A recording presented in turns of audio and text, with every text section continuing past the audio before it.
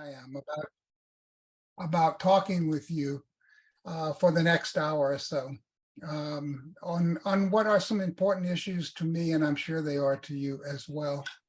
I want to begin by telling you a story that happened to me, and it actually shaped all that I do and all the educational philosophy I have. And I was doing a training, and what the training was for is not really important, but it was for a particular project. And the first week we did magnificent stuff. I mean, there was dealing on group dynamics. There was about setting agendas, about doing analyses of different situations, about how to structure meetings. And I mean, it was just wonderful stuff that we were being trained. And so the first week went really, really, really well. We came in for the second week and sat down, and it fairly expected that another week would unfold before us. What happened was the director of the project came in and he looked at us and he said, well, what do you want to know and why do you want to know it? And as you might imagine, we sat there and looked at him. I mean, we weren't expecting that. He was supposed to tell us what it was we wanted to know, he should know, and what was really important to know. And so he looked at us again and said, well, what do you want to know and why do you want to know it? And we again just sat there silently. He picked up, walked out of the room and said, well, whenever you figure that out, come and get me.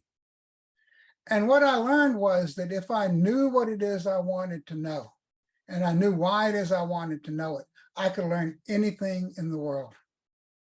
And so that's how I approach this, and actually how I taught my classes at Stanford. If there was any a time in this that you knew what it is you wanted to know and why you want to know it, I urged people to raise their hand and we would stop and deal with it. So I'm a kind of pretty informal guy. And if there are questions that occur to you, and if I don't see them or Jim does, raise your hand. I mean, I'm perfectly capable of saying I'll deal with it later, or I want to pick that up in a later point, or it's coming up, or I don't really know the answer to that. I'll have to think about it.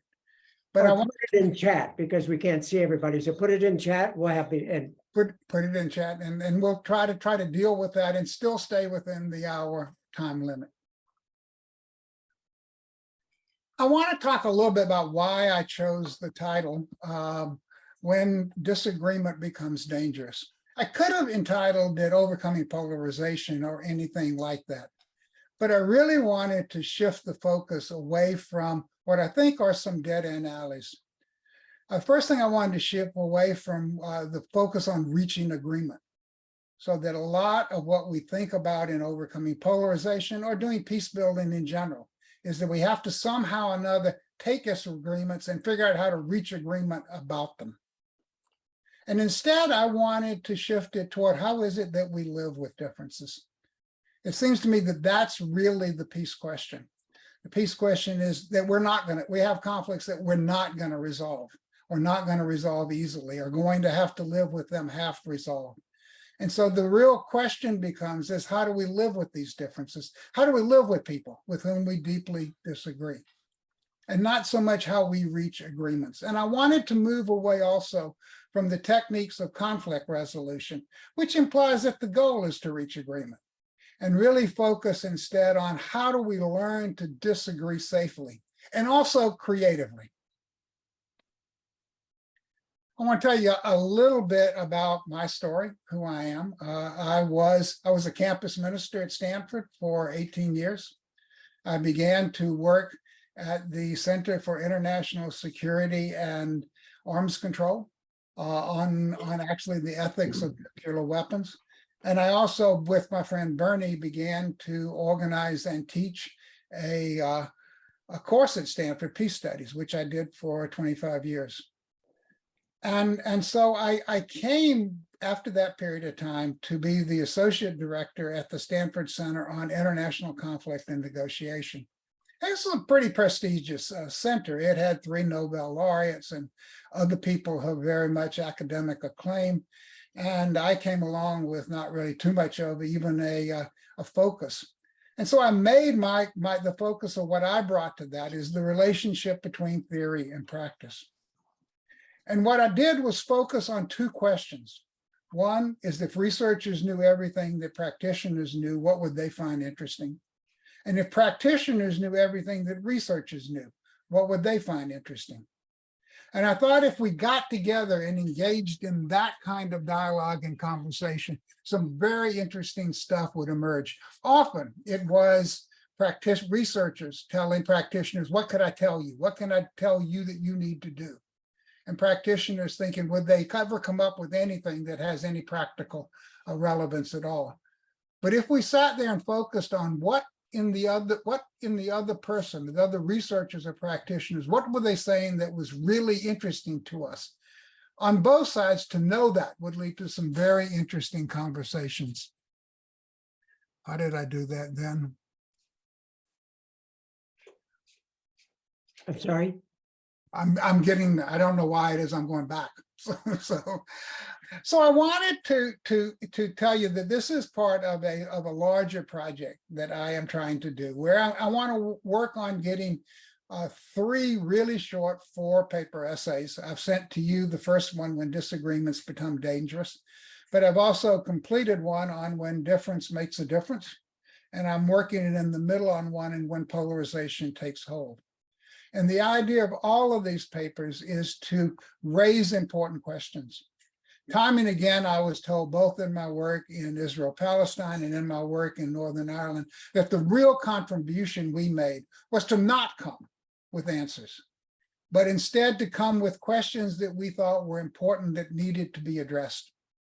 And also to bring the kinds of distinctions that were necessary to think through those answers. And so in each of these, I want to begin to look at what are the real questions. I don't know the answers to these questions, but I know that these are the questions that have to be addressed if we move beyond the current political divides that we're in. And I want to also emphasize those distinctions that help us think those courses of action. So these are the things that I'm working on, and I raise them because if you find this conversation that we're having interested and want to have some of those others, I would be honored to be able to engage you in those conversations. The main points of my talk are 8. One is that disagreement is not bad in itself. In fact, it's an essential part of politics. It's what politics is designed to address. How do we deal with our disagreements? 2, depolarization occurs because disagreeing becomes dangerous. And I think we miss that. We tend to think that polarization is a product of our disagreement. No, polarization is when disagreeing with someone becomes a dangerous thing to do. The warning signs are escalating distrust, the rise of enemy relationships, and the emergence of a hostile peace. 4, the goal of peace building is not necessarily to resolve disagreements as it is to make disagreeing safe. Peaceful relationships are how we live with those with whom we disagree. And here the notion of a shared future, which I'll talk about a lot later, is important. The essential elements of a shared future is fostering dignity, safeguarding livelihoods, and encouraging respect. And we'll talk about those a little bit later as well. And finally, I want to end with addressing a little bit about what does it mean to walk things back. I think we have in our kind of mindset as we bring that if we were just stop doing some of the stuff we're doing, everything would go back to normal. And I don't think that's possible. I think that we have to begin to tackle the problem of distrust, because distrust has been sowed and it doesn't automatically just go away. And finally, just briefly, I want to talk about what would it mean to engage in normal politics as opposed to the stalemate politics that we now have. Just a little brief kind of introduction in order to get us into the right mindset. I thought we might just look at what does dangerous disagreement look like. These are pictures that I took at various times in Northern Ireland.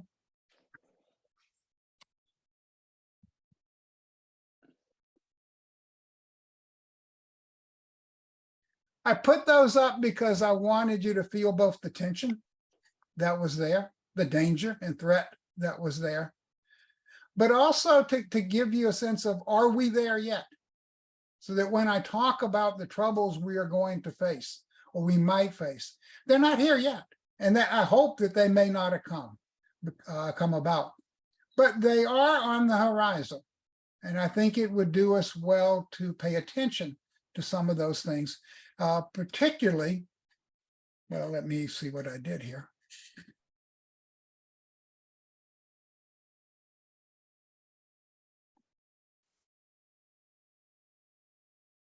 Sorry. Now I'm a little bit confused myself about where I am. So I thought that this quote was important because it kind of, I think, capsulizes where we are, that I look at the situation we face and am very confused about that. But I also put this in because I knew thousands of people who were just like this woman in this picture. And both the passion and feeling she had as she looked at the troubles that we went through. And I don't want us to have to do that.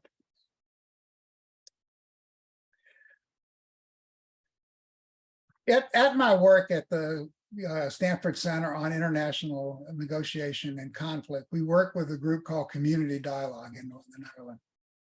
And we were funded by Hewlett to look at what was the relationship between grassroots dialogue and the political and social reconciliation. And Community Dialogue was actually a group that we helped set up. And it was a group that went around the different violent interfaces of Northern Ireland and essentially asked three questions. What do you want? Why do you want it? And what can you live with, given that others disagree? And they went from place to place to place.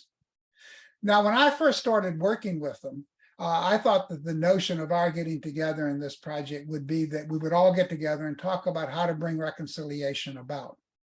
And I was disabused of that notion pretty quickly because they told me that that wasn't the problem. The problem wasn't we needed to preach to the choir that thought reconciliation was a good idea. We needed to have in conversations with those people who thought that reconciliation wasn't a good idea. Didn't think it's something that we should be engaged in, and certainly was not something they hoped came about. Those were the people that we wanted in the conversation, and they were right about that. And so much of what I'm going to present to you today came out of our conversations between the center at Stanford and these grassroots practitioners at Community Dialogue in Northern Ireland. One of the things that I became very sensitive to was what I thought were the early warning signs of troubles. That's what the people in Northern Ireland called their civil war, was the troubles. And it was because it existed everywhere you went. It wasn't armies that were amassed to go against one another, as we might think of the US Civil War. They were daily events. They hung in the air. There was a killing here, a killing there, a bombing here, a bombing there. It was always in the air everywhere you went.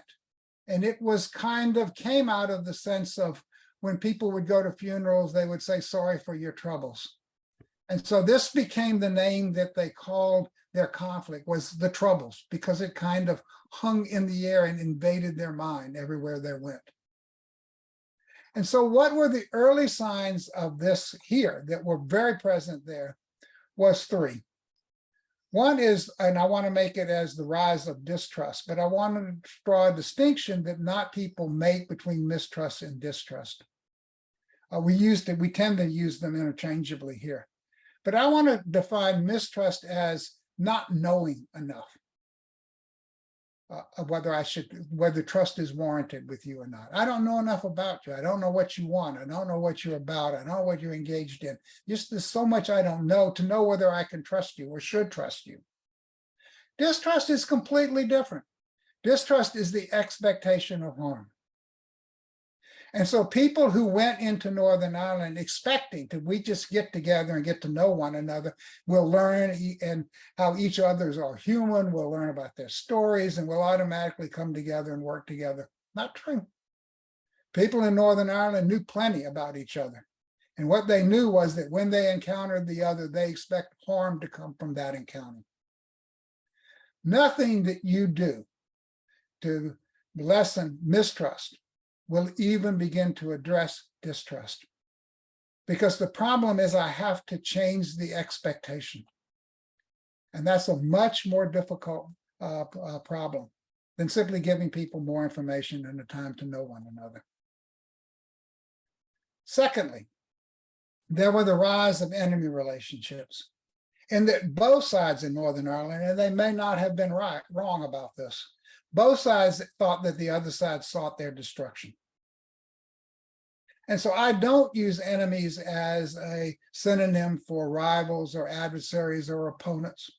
I use it in a very particular sense. Enemies are those who we think are seeking our destruction. And so the problem of enemy relationships is a very deep one. It is connected to the mistrust that we think is the harm that is coming our way in distrust. And so when people begin to look and feel like the other, as you hear in our politics today, the other side is coming after you. The other side is going to destroy your way of life. That is the rise of enemy relationships. And then finally, the emergence of a hostile peace. It was a calm every now and then in Northern Ireland. But beneath that calm was a sense of hostility that prevented any politics from working. I remember very well when this became clear to me, and it was in a PBS series on religious conflict, and they were doing a series on the marches in Northern Ireland. And it was a regular Belfast wonderful morning. It was cold, it was damp, it was overcast, it was cloudy, it was miserable. And there they were out at 8 o'clock. The bands were playing and the people were shouting and every ruckus was going on everywhere.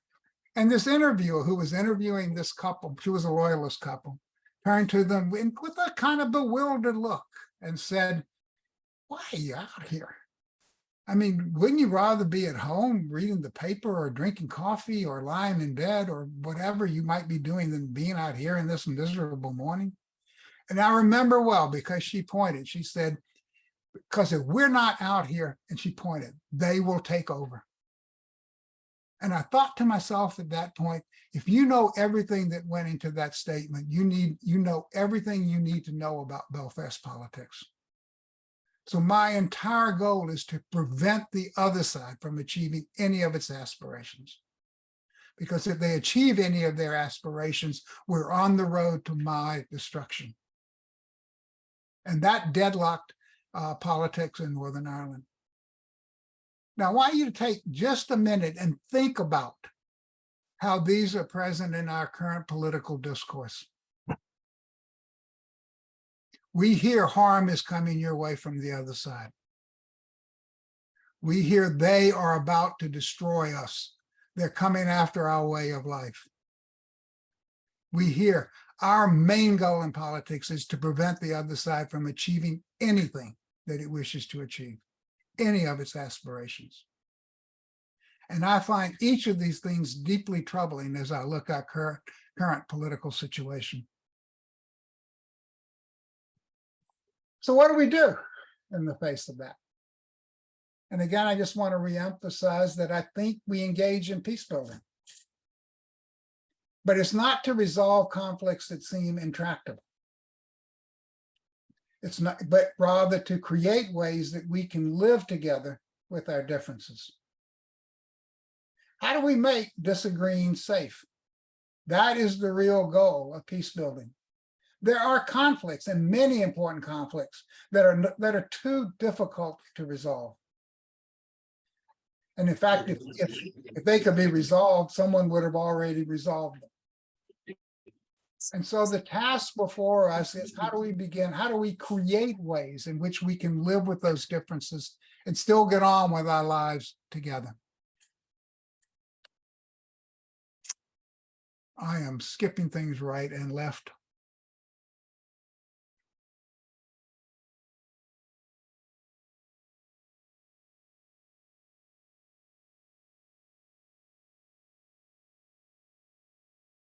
Now, in our work in Northern Ireland, what we came to, I'm sorry for the disruption and skipping, the key insight that we came to, and it took us 25 years to get here, but it was that it's not agreements that produce peaceful relationships, but peaceful relationships make agreements possible.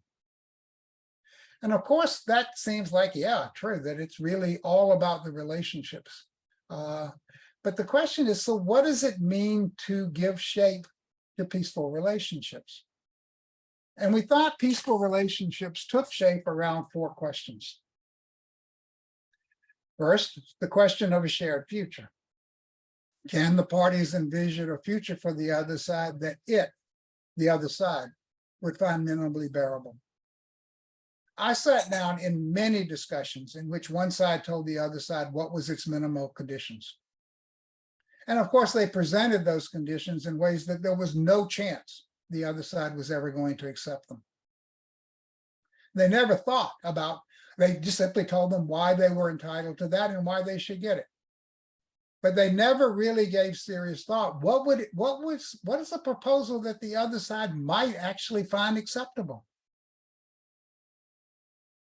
Now, I don't mean that they would like it. I basically mean that they wouldn't use violence to overcome it. They may work day and night to prevent that coming about, but if it came about, they could live with it. And I'll say more about a shared future later, because that's the key question. That's the fundamental question. The others add into that. The second question was the question of trustworthiness. How can the parties trust each other to honor their commitments? We've been shooting it at each other for 25 years. I stick out my hand and say, well, it's all over now. Let's move into the future. Why would I trust you? What's changed? What have you done? Well, how have you demonstrated yourself as a trustworthy partner to live in a shared future? Third, the question of loss acceptance. There is no peace agreement that has ever been negotiated did not pose losses and injustices on the parties from their perspective. Otherwise, it wouldn't be a negotiated settlement. They are dealing with less than their goals and aspirations, which were truly just in their mind. So the third question is, can the parties accept the losses that a settlement imposes so they can make the concessions that it requires? Each side will simultaneously look at the agreement or any step forward and thinks that it benefits the other side, it gives them everything, it requires nothing from them, it imposes all serious costs on us and gives us nothing in return. And both sides will feel that at exactly the same time, at about the same proposal. And finally, what we think of as the buzzsaw or the justice question, can the parties work together to alleviate the most egregious injustice? Because it really is, if we don't think the agreement or the step forward is minimally just, it has no legitimacy at all. And yet we don't agree about what justice entails. So from our own perspective, it is the other side that is the embodiment of injustice. And yet, how do we deal with that tension of the pursuit of justice as a barrier to conflict resolution? At the same time that we need to move forward. And the way we did it was we turned it around. So can the parties work together to alleviate the most egregious injustice that living together forces on us? How do we work together to gradually, over time, lessen the injustices that living in peace poses on us? This was particularly important in South Africa, by the way.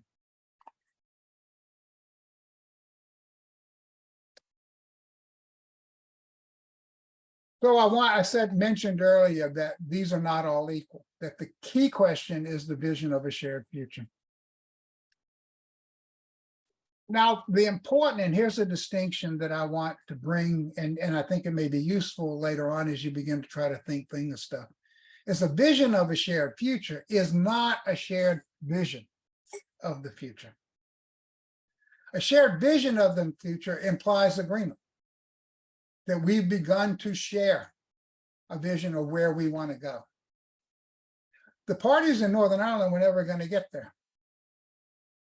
They were just not able to start at that point. They weren't able to even find a starting point. And it's really not that important because the foundation of politics is a vision of a shared future. And the vision of a shared future begins with, I hear the other side talk about its dreams and goals and aspirations.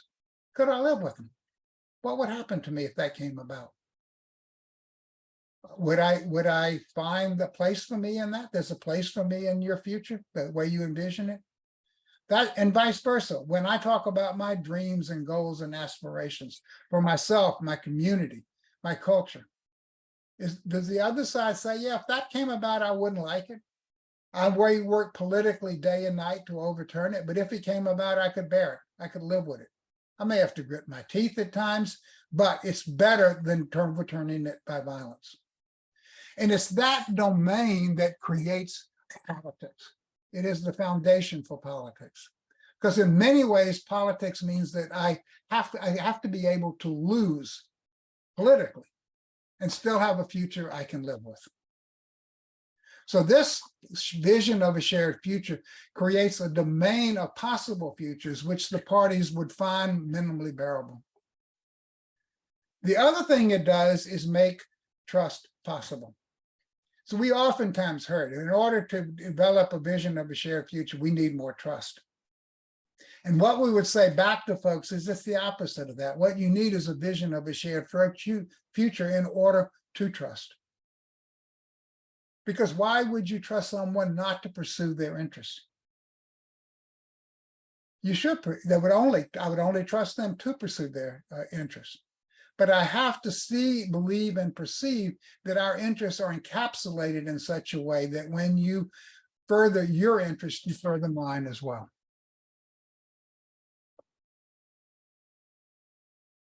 I thought that the vision of a shared future can be concretized in just one simple question. What would happen to you if the other side got what it truly wanted?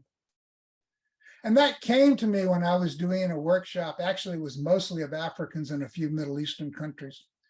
And I were from all over, and they were leaders from those countries that were here for a workshop. And I was asked to come in and talk with them. And they didn't really know one another. And so I was helping to facilitate it. And I said, look, I played that old trick of let's get together. You talk to each other about who you are. And then I'm going to ask the other one to introduce you to the group. That was my ploy. That was my trick. So when it came time to do it, I just said, no, I want you to tell me where you would be if the other side got what it really wanted. And to a person, everybody said, you'd be really bad off. And I said, well, then you have enemy relationships. And you're going to have to deal with the fact that you think the other side is seeking your destruction. And you're going to have to deal with how do you change the expectation that in dealing with you, harm is going to come our way. And so I had in peace studies what I would do in peace studies often is to divide people up in group. They would look at a particular conflict. I would tell them to go interview people from that conflict and see how they answered this question. Because if they answered this question, bad things are really going to happen. You have enemy relationships. You're going to have to get that answer to be, well, I'm not really sure. The best answer or the worst answer, depending on how you rank them, is going to be, I don't know. I'm not sure. Maybe good things, maybe not. Maybe just at least bad things wouldn't happen to me. If you have that, you have something you can work with. But as long as it is really horrible things are going to happen to me if they get what they really wanted, you're going to fall into enemy relationships. You're going to fall into a hostile peace, and distrust is going to dominate your dynamics. And so this is really what the question of a shared future gets at. How do you move enemies to political rivals, to political opponents, to even political oppressors? Because once they become something else, there's now something I can work with toward a future that I can't do if they are in enemy relationships. And so I want you to think about this question. What do you think the answer to this? I'm not going to give you a chance to answer this, but I want you to think of it. If you were to ask the polarized side in the United States, what would happen to you if the other side got what it really wanted? What's the answer your politicians give you? What are the answers that you think about that? What do you think the other side thinks about if you got what you really wanted, what would happen to them? But these are the nexus of questions and problems which I think we have to wrestle with. You know, when we came back here and began to think about what we learned in Northern Ireland, we looked at and said, yeah, obviously the question is we have to create a vision of a shared future for our country. That's how we're going to move beyond the kind of polarization that has moved forward. But as we looked at it, we discovered that, well, we didn't really know that much about what a shared future looked like. I mean, as we talked with people in Northern Ireland or Israel, Palestine, or even people in South Africa, which were the three places we kind of looked and talked about most with people, we just kind of assumed that they would know what this is and should get on with the business of formulating and discussing about it. But when it turned the focus back on us, this was a question, a deep question we had. What does a shared future look like for us?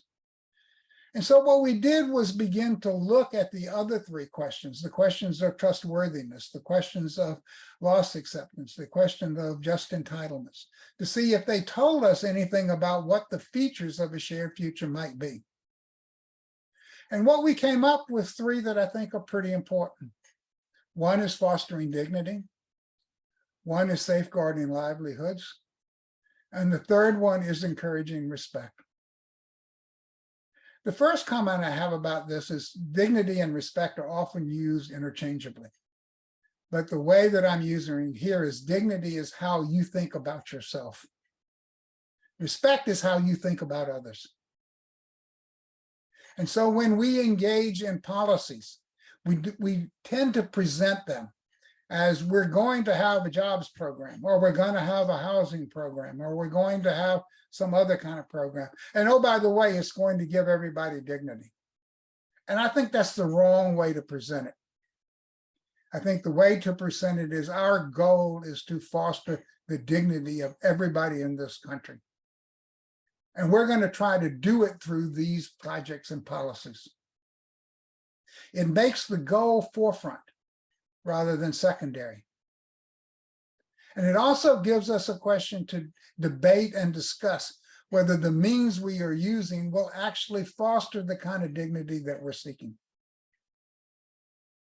When it comes to safeguarding livelihoods, we use that particularly around the notion of policing here, because we said that what policing is built around is a security paradigm. And a security paradigm is one that identifies threats and defeats it. A safeguarding paradigm is that we take the things that are valuable to a community and find ways with that community to protect them, to safeguard them. Now that's a subtle difference, but it's a very important difference. In Northern Ireland, when they moved from the Royal Ulster Constabulary to the Peace Service of Northern Ireland, look at the change they made. It wasn't to a police force, it was a police service. The police were a service that they provided that community so that that community could safeguard the things that were important to it. And I think that while that's subtle, that's a very important shift of emphasis. There are often times when these two things blend. So I'm not trying to paint some big bright line between the two, it's one or the other. But the shift in emphasis from protecting the people there to defeating the threats is a critical one that I think we need to think more about as we try to figure out the crisis in policing that we face this country. It also goes into the economic policy of what our goal in these things is to find ways to safeguard people's livelihood. And that's a deep question in this country today. From all the things that come from globalization in particular, or whether it has to do with the emerging technologies, there is a question of what happens to me in my livelihood that I think we have to come together and collectively begin to address. And finally, the notion of encouraging respect. I cannot respect everybody's opinion. There are just some opinions I don't respect. I don't respect everybody's actions. There are some that I don't. But what I try to do is respect the lived experience of those people that I differ with. There is something in that lived experience which gives rise to those perspectives. I don't have to agree with their opinions, but I have to respect that lived experience.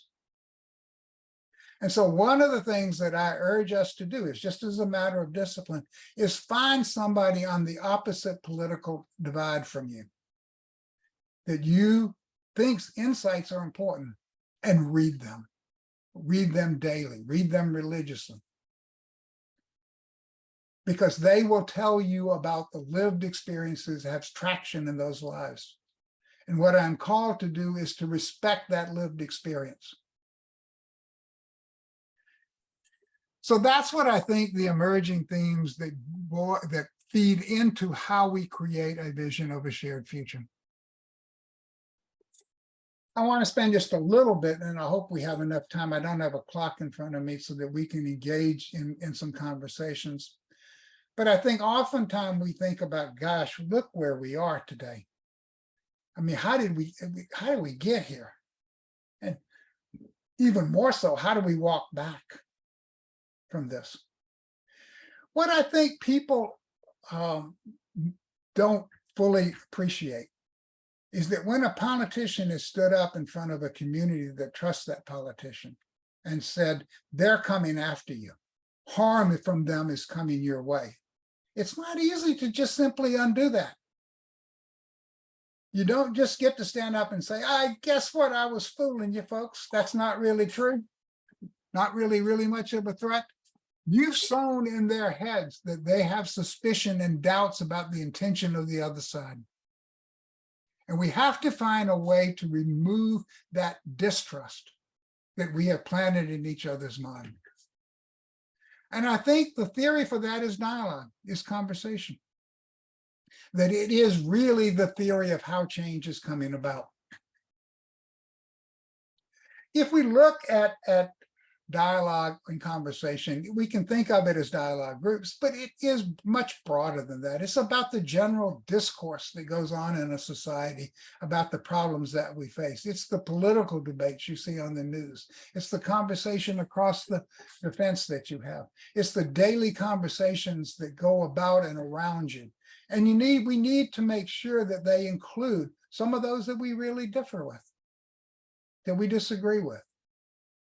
I'm told by all the folks in Northern Ireland, you need something over there like community dialogue. I'm overwhelmed by that. I mean, I don't know how to do it at our scale. Northern Ireland is not the size of the Bay Area, which I live in. It's about a third the size of the Bay Area. So when I was in Northern Ireland and was engaged in something, I knew virtually everybody in Northern Ireland who was doing that work. I don't know everybody who's doing the work that I do in the Bay Area. So the scale is massive, but I think that there is something about what Rotary does, which is create within a group a conversation about who we are and how do we move forward and what do we need? What do we want? Why do we want it? What can we live with if we disagree? What are the features of a shared future? What are the trust we need in order to overcome the distrust that has been sown between us? All those kinds of conversation, you have a very rich potential for carrying out those conversations. And I think the central theme of those conversations was, how do we make this place a home for ourselves? What does it mean to create a home in these communities for all the people who are a part of those communities and all the people we are in touch with? How does this place called the United States, or how does this place called Palo Alto, or how does this place called Austin or Denver or whatever become a home for us? A home that we share with those around us. And I think that should be the focus of our political conversations and debate. That's what I want to hear from our politicians. How are you going to lead us in the task of creating a home for us and for those around us? Finally, what does it mean to engage in normal politics? Because if you don't just make disagreements safe one time, you have to make disagreements safe all the time. Because it's only when disagreements are safe can they become creative. You know, it's not when we agree that we invent new things. that we get pushed to beyond our visions, beyond our comfort zones. It's when we disagree that we learn. It's when we disagree that we find creative solutions. So it's important to keep that element of disagreement. Politics, as defined by Bernard Crick, what a classic. I invite you to read it. It was written in the 60s. Defines politics as the activity by which differing interests are reconciled. Democracy, on the other hand, is how we join in the conversation of arranging our lives together. We are participating in democracy when we vote. We're participating in democracy when we talk and engage people. That's what it means to join a conversation about who we are and who we will become. In many divided societies, those pull in the opposite direction. Because the way I get elected is telling you that the other side is about you and I'm the only one who can save you. They're coming after you. How do I create divisions so that I can? My big point about this in Northern Ireland is that I engaged in the conversation from one member high up in the political party who made it, this was after the Good Friday Agreement, who made it really clear she wasn't interested in putting the conflict aside to bed. She wanted to keep the embers of the conflict glowing because when those embers glowed, she got elected. It solidified her support.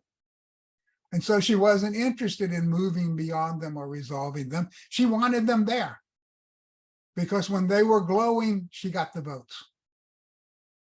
Now, what that did was polarize politics so that nothing could happen and put everybody at stake. So normal politics happens when politics and democracy pull in the same direction rather than opposite directions. And that only happens when that politics takes place within a context of a shared future. That we are living with one another and can bear the outcome of the other side's winning and our losing.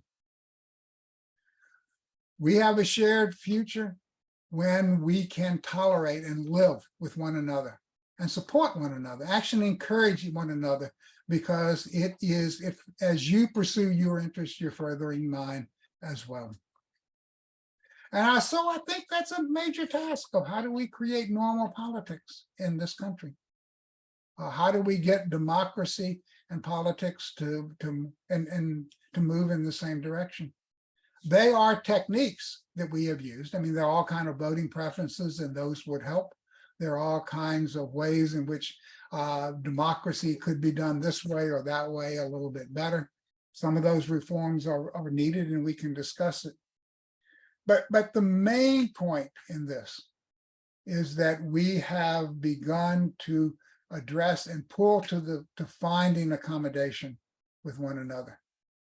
And democracy by itself won't do that.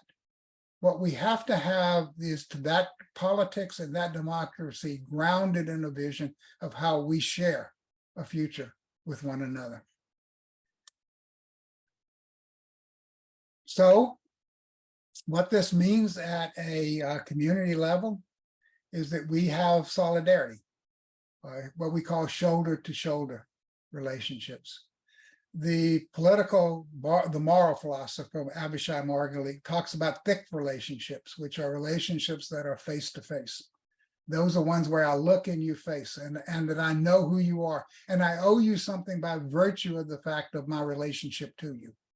I owe you something by the virtue that you're my wife, you're my kid, you're my neighbor, you're my mayor, you're a citizen of my city, of my country. I have a particular relationship to you, and I owe you by virtue of that relationship. And that relationship is characterized, by the way, by care and concern, or care mainly.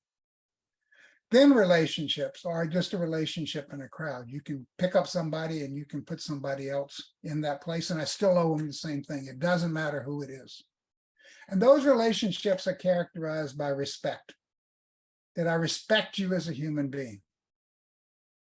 But political relationships are different from face-to-face and faces in the crowds. They're when people stand shoulder to shoulder and look to the future. And those are the relationships that comprise a political community. And the way we stand shoulder to shoulder with one another, and the way we embrace the obligations we owe to one another, is that we have a commitment and a pledge to foster dignity, to safeguard livelihoods, and to encourage respect. So have I answered your questions? I surely hope not. Because I don't have the answers to the questions that I just asked you, or at least not all of them. But I have tried to present some important distinctions and analytical concepts: trust, mistrust, which I think is a critically important one, a vision of a shared future and a shared vision of the future, the concepts of fostering dignity and safeguarding livelihoods and encouraging respect. And I hope each of these spark important questions for you and encourage you to ask further questions that you need to address. And that comes to my end. And as I say, if it made sense, it would be a powerful idea. And I hope that it made some sense to you. So Jim, let me turn it over to you and see if we have time enough to have a few minutes conversation. Indeed, we do. We have time for a couple of questions, and so much material there. And I'll say now, I don't know about anybody else, but I know I will be replaying this recorded video and stopping and starting so I can concentrate and absorb so much information. If anybody has any questions, please raise their hand and we'll be happy to discuss. Tom, was that a question? Teresa. You are muted, Teresa. So please unmute. Oh, yes.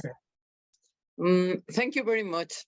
And when I am listening this, I can cry looking the situation in Mexico. Is the opposite as you are telling us. The situation in politics and democracy now, when the president is inviting us to make the classification between the fifi people and the smart poor people. So that is part of the reason we have a lot of violence here. So I would like to invite you to analyze the situation, the Mexican situation, and also to invite you as Rotarians and Rotary Peace Fellows to analyze in this concrete situation, and before going to the elections, how can we make more things useful for to build the peace? I would like to have another session to analyze this critical moment in Mexico. I don't know if it could be from your patient, and if you can give us a hand. Thank you very much. Well, I can only respond by saying that the answers you would come up with would be more interesting than the answers I would come up with about that. And so I think I would want to ask you, in the things that I have said, what were the things that were most useful and the things that were least useful? And maybe we could continue the conversation from there. But one thing that I'm painfully aware of, that I'm never going to know the situation in Mexico as well as you do. And I can tell you stories from other places that I know better than you do. But that is really then to try to simply say, does this work for you in this situation? And that I think is the ongoing effort to engage in the kinds of collaboration. I mean, what if I heard you talk? I mean, I think it goes back to that question about researchers, although I wouldn't claim to be a researcher and you're a practitioner, but it works across different lines as well, which is what I said was most interesting, and vice versa. When I hear you talk about yours, what stands out to me as being a really important point. But that's an ongoing conversation than some kind of knowledge I could bake for you. Summer is here, and maybe we can make another appointment and to listen to you and all the people who can join us and to give us some examples as South Africa can change the situation from apartheid, and many of your examples as you can change the situation, and the Mexican people need to believe that we can change this terrible situation. So, Summer, I don't know if you are here and we can make another appointment. Thank you very much. Very useful. We can connect you, and Teresa, you may, if send me an email and I'll send you this link, because there is so much information in this. Tom Baker had his hand up next. You're muted. Really great presentation. So are you know examples of diplomats today that are trained in these principles and actually using them and having some type of results? There's a simple answer to that, no. So why is it that it's not the dominant philosophy and strategy in diplomacy? And is it because this has not been proven, or people are ignorant of it, or they're just so tied into their old skills of trying to do conflict resolution or power politics? Well, you know, I mean, that's a hard question, because I mean, you know, much of what I draw on was something that took place at the grassroots in Northern Ireland. And what we understood was that the politicians were going and diplomats were going to make the agreements that they made, as they did with the Good Friday Agreement. But whether those agreements lasted or not depended on what were the relationships on the ground and would they sustain the changes that were embodied in those agreements. And so I think that that's somewhat of a different focus and question than diplomats bring to their task. But it also is the kind of activities that make peace building real at the grassroots level. And so I have talked to some diplomats, and they are glad to have some of this stuff codified and written up in this kind of way. And many of them know this stuff at an intuitive level. So I probably answered too quickly about whether they're being used or not. But what the real art of peacemaking for me is what goes on in the daily life. Peace is how I feel when I walk down the street. And when I encounter those with whom I disagree, how do I feel about that disagreement and those people?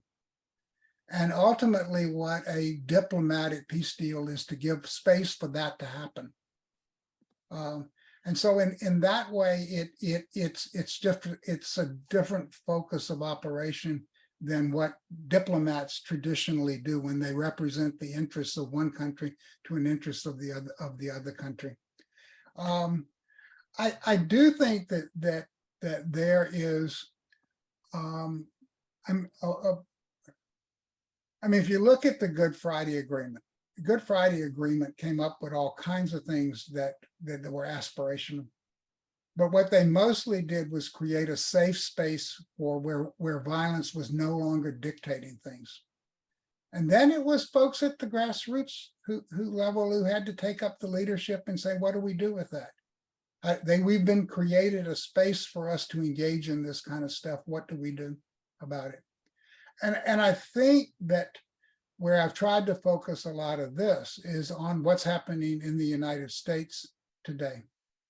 And I think that that we have in some ways that space, because Rotary is that space where those kinds of conversations and discussions can take place, and that they will spread out from those conversations to other conversations and networks of people that we have. That's the peace building activity that I'm interested in. And I don't want to say that it's the only peace building activity that happened or the only one that's really important. It's just an essential one from the way I look at it. And it's an essential one, particularly for where we are in this country now. I don't want to get to the point to where we have a Democratic diplomat trying to deal with a Republican diplomat to end the Civil War. Byron, we've got a minute left. I've got 3 questions I want to get to, and we're going to end with a diplomat. So it's all going to be great. Greg Garner was next. Really quick, and my question is sparked by Teresa's comments about Mexico. And I don't think there's a significant answer here, but in comparing Ireland to Mexico, I think there's a difference in dealing with criminality, but maybe that's a distinction without a difference. But I just, maybe just real quick, do you see a difference in trying to accomplish peace when non-peace is sort of the objective of one of the sides? Yeah, I think there are differences. Thank you. I mean, there's criminality elements in Northern Ireland now, but that wasn't the source of the conflict. And there's always criminality involved when there's an opportunity because of the political disputes. Yeah. But I don't know enough about Mexico to really comment on it, but I see it as different. Yeah, Thank you. And I don't either, really. Great. Thank you. Greg Todd. Yeah, Jim, I don't have a question, but I want to make a comment. Byron, thank you very much for this wonderful presentation.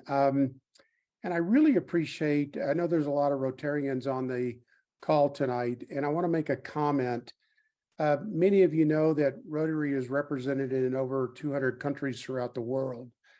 I've been very, very honored to be able to serve on both the boards of Rotary, the board of directors of Rotary International, and now the Rotary Foundation. And Byron, I can tell you, I am really encouraged, and I hope everybody else is encouraged by the work that Rotary is doing. I can tell you in all of those meetings I've attended, there's 2 items that really stand out. Is we make it very possible to disagree is safe to do. The other thing that I think is the goal of both those boards is to go back and quote what you said, create ways to live together with our differences. And I will just let all of you know on this Zoom call that Rotary really is working.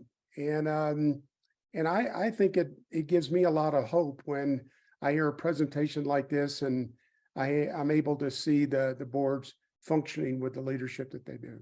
Thank you, Jim. Appreciate that. Great. Thank you, Greg.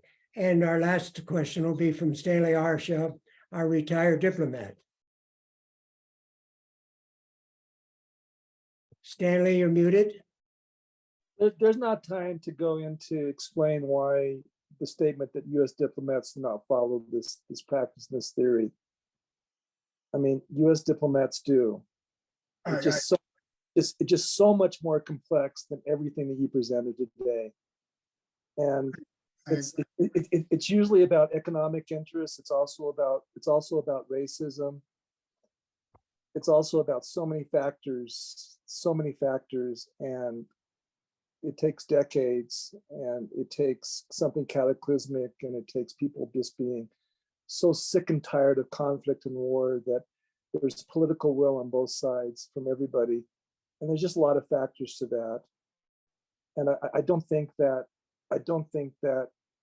think very few people understand all the cases in which US diplomats do follow these theories and so much more in order to bring about peace. And I'm not talking about wars and conflicts like in Iraq and Afghanistan that we create for political purposes. I'm talking about so many examples throughout the world at the grassroots level. So I encourage you to have more discussions with diplomats in-depth discussions, confidential discussions in which you can learn more about what diplomats do and how they do follow your principles. Thank you very much. Great. Stanley, can I respond? Yeah. If there's one thing I could take back in this whole talk, it would be the answer that I gave to that question. I thought it was superficial and I thought it was incorrect. And I appreciate the things that you have said about the difficult tasks and more conversations there. But I thought I answered that question very poorly. And I appreciate what you said. Yeah, I appreciate that. I think you can understand just from the one sentence that it wasn't exactly a thoughtful response. But anyway, I respect what you said. I'm sorry. It just that, diplomacy also means being very candid. And so I'm just being candid. Okay. Yeah, no, I appreciate that. I mean, I really, I have a great deal of respect for diplomats, and it's a much broader thing. And I'm not skilled in what being a diplomat is. And what I should have said is I don't know, and I didn't do that. And I should have. I appreciate that. But Byron, what you did say, what you offered, there is so much material. And again, I know I will be rewatching this video several times, but and try and get to the core of it. And again, upon request, I'll be happy to send the recording to others. And Teresa, if you like it, just let me know. I've got a list of people who were unable to make tonight that will be getting it. So Brian, we thank you for sharing your extensive knowledge and very thought-provoking and stimulating. So we're also excited to announce the next 3 months of our forum for discussion. Starting in August, we have Dr. Ann Frisch, who served as an unarmed civilian protector in Guatemala and so much more. And she'll be speaking on what Rotarians' role and techniques in eliminating nuclear weapons. September will bring us Christine Ahn. And for those of you that were at the 2020 Peace Conference in California, heard her, she led 30 peacemaking women walk across the DMZ from North Korea to South Korea to help bring peace. Her role, she runs around the country trying to get the US to stop declaring war on Vietnam, our longest war ever. And we are still at war at Vietnam, and I'm sorry, at North Korea. And we need to understand that that needs to come to an end.